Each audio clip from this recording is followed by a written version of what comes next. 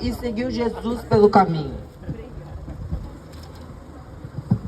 Queridos ouvintes que estão me ouvindo aqui hoje, nessa manhã,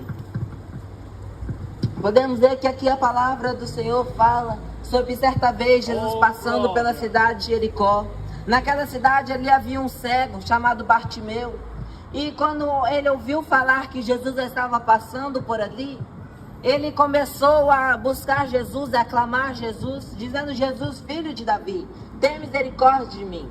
Isso, se formos levarmos para o tempo de hoje, podemos ver que no meio daquela grande multidão que estava seguindo Jesus, muitos estavam apenas assentindo, mas o grande erro de muitos é que não estavam reconhecendo que precisava realmente de Jesus. Ali, Bartimeu, ele reconheceu, ele pediu socorro para Jesus, ele reconheceu que necessitava da ajuda de Jesus. E quando ele fez isso, ele teve fé no Senhor, clamando: Jesus, filho de Davi, tem misericórdia de mim. Porque ele sabia que Jesus tinha todo o poder, que Jesus ele podia curar ele naquele exato momento.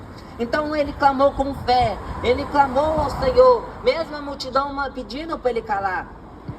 Mesmo a multidão pedindo para ele calar. Se vamos levar isso para os tempos de hoje, muitas das vezes você sair, às vezes você está preso num vício, aí quando você às vezes decide mudar de vida, muitos dias não vai dar certo, muitos dias isso e aquilo, mas se você clamar ao Senhor, se você reconhecer que você necessita da ajuda de Jesus, se você entregar a sua vida verdadeiramente para Ele de coração, Jesus, Ele vai parar em meio a toda uma multidão e Ele vai atentar a sua voz, Ele vai ouvir o seu clamor, porque podemos ver que a palavra do Senhor diz,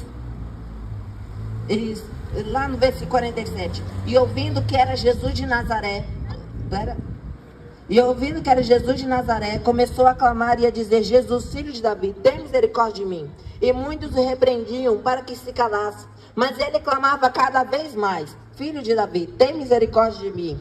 E agora muito interessante é quando diz: E Jesus parando, disse que o chamasse. E chamaram o cego, dizendo-lhe: tem bom ânimo, levanta-te, que ele te chama.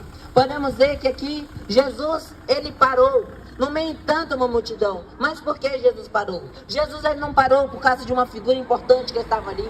Jesus, ele não parou por causa daquela grande multidão, aquele grande alvoroço. Jesus não parou por causa dos seus discípulos. Jesus, ele parou por causa de uma alma, por causa de uma pessoa que estava clamando pelo nome dele.